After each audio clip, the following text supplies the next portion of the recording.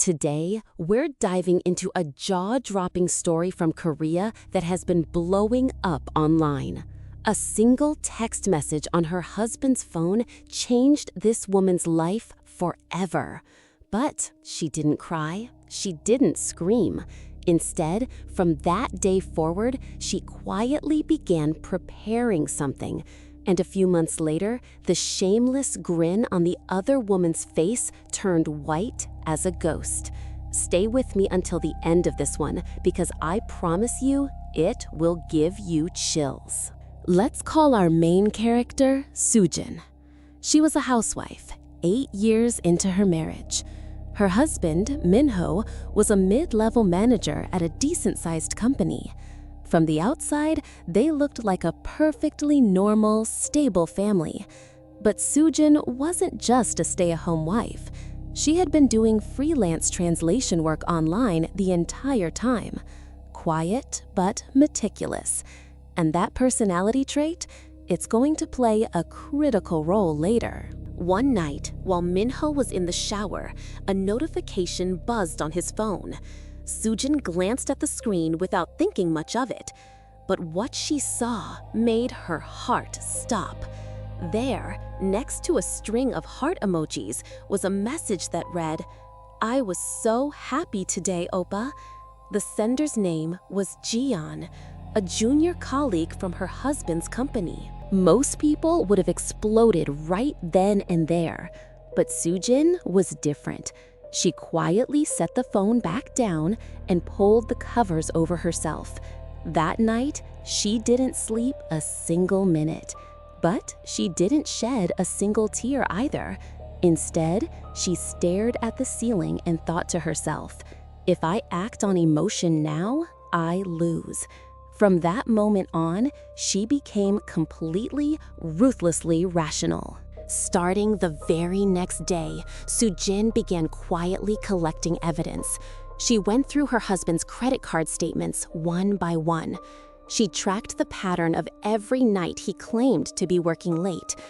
And most critically, while he slept, she screenshotted his text messages and sent them to her own email.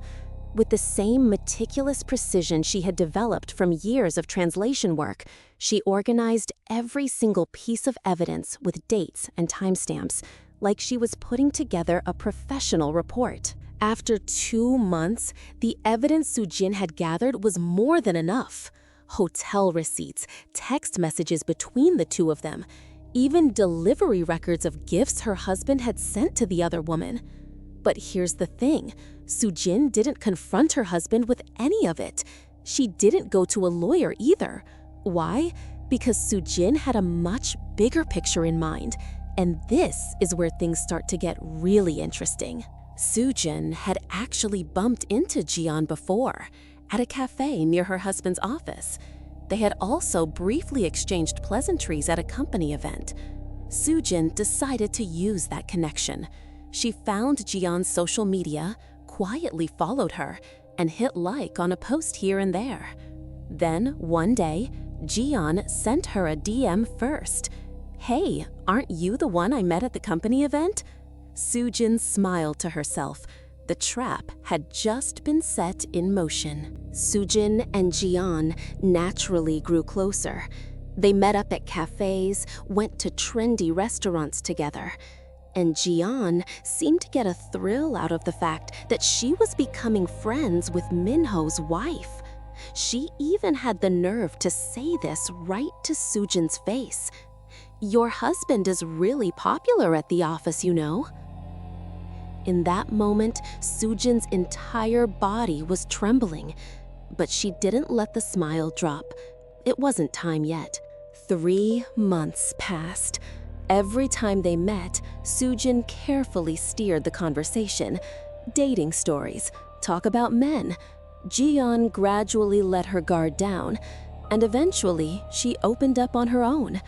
"Actually, I'm seeing someone right now. He's married, but he treats me so well." Sujin widened her eyes, pretending to be shocked. "Really? Oh my God, who is he?" Jian just smiled. "It's a secret."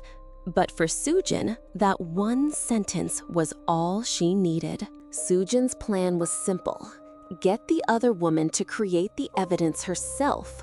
So Sujin made a suggestion.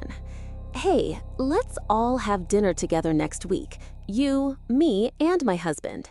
He's been really stressed at work lately, and I think he'd enjoy having a junior colleague around. Jian happily agreed. Whether it was shamelessness or just pure nerve, who knows? But this, everyone, was the exact trap Sujin had been laying all along. The dinner was set.